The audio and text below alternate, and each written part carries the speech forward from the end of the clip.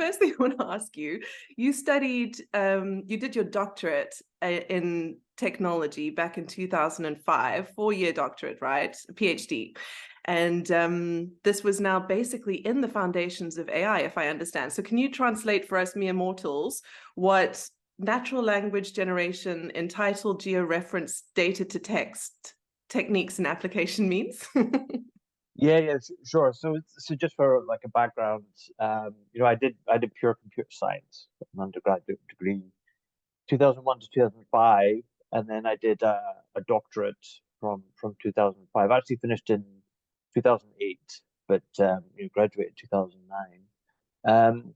Actually, for artificial intelligence back then, it was a bit of an AI winter, I would say, the kind of 2000s. Obviously, we had the dot-com boom. Um, there was a bit of work with, neural networks and things that kind of had a lot of promise back then, and then, hadn't really delivered. So it was a kind of interesting time to study, right? I would say.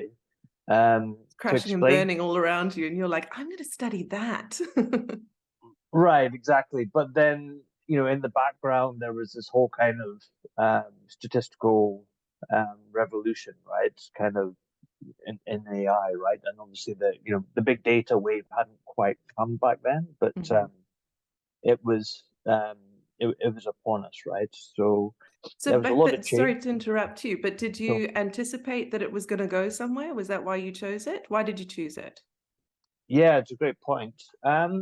I mean, I had a notion it was going to go somewhere. But like I said, it was, it'd been around a long time already, right? So you've got to remember kind of, you know, the foundations of neural networks, etc., were around in the 50s.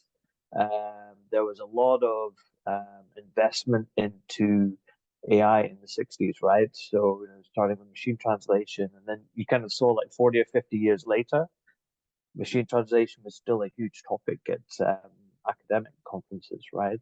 Hmm. Um, but in terms of what I was actually doing was basically one half of natural language processing, Mhm. which you've probably heard of. So NLP, or natural language processing, is one of the subfields of AI, right? Which is all about kind of, understanding and generating, human language. Um, and then I specifically worked on one half of it called natural language generation. So you can kind of split natural language processing into two. One is natural language understanding, which is all about taking in linguistic information and deriving data from it, whereas the generation part is taking data, structured data in spreadsheets, databases, or other things, and producing language. Okay, So it's kind of interesting. an inverse process. Okay, nice.